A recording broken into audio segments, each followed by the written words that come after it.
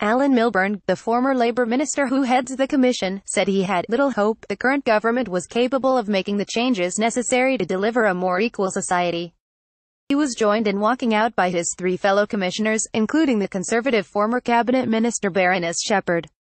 The resignations are a major setback for Mrs May, who entered number 10 promising to tackle the burning injustices that hold back poor people.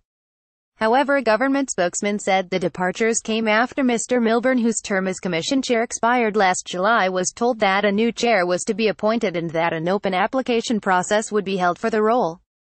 In his resignation letter, Mr Milburn said the preoccupation with Brexit meant the government does not have the necessary bandwidth to ensure the rhetoric of healing social division is matched with the reality. He added, "I have little hope of the current government making the progress I believe is necessary to bring about a fairer Britain. It seems unable to commit to the future of the Commission as an independent body or to give due priority to the social mobility challenge facing our nation." The resignations come just days after the Commission warned that unless the economic, social and local divisions laid bare by the Brexit vote were addressed, there would be a rise in far-right or hard-left extremism.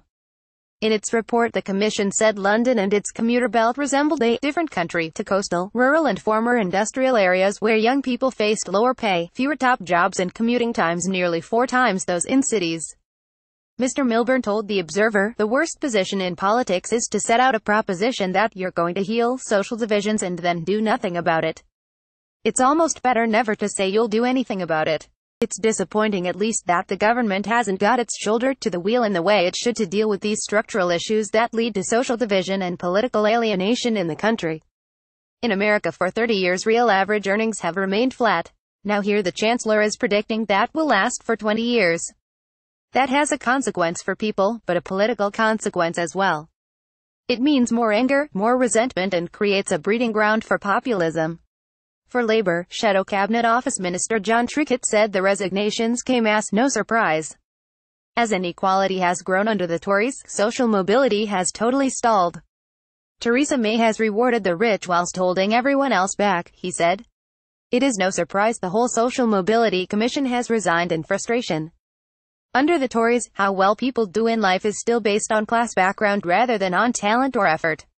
A government spokesman said it is committed to fighting injustice and ensuring everyone has the opportunity to go as far as their talents will take them.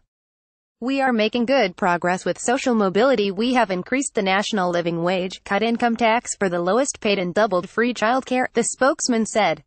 We accept there is more to do and that is why we are focusing our efforts in disadvantaged areas where we can make the biggest difference.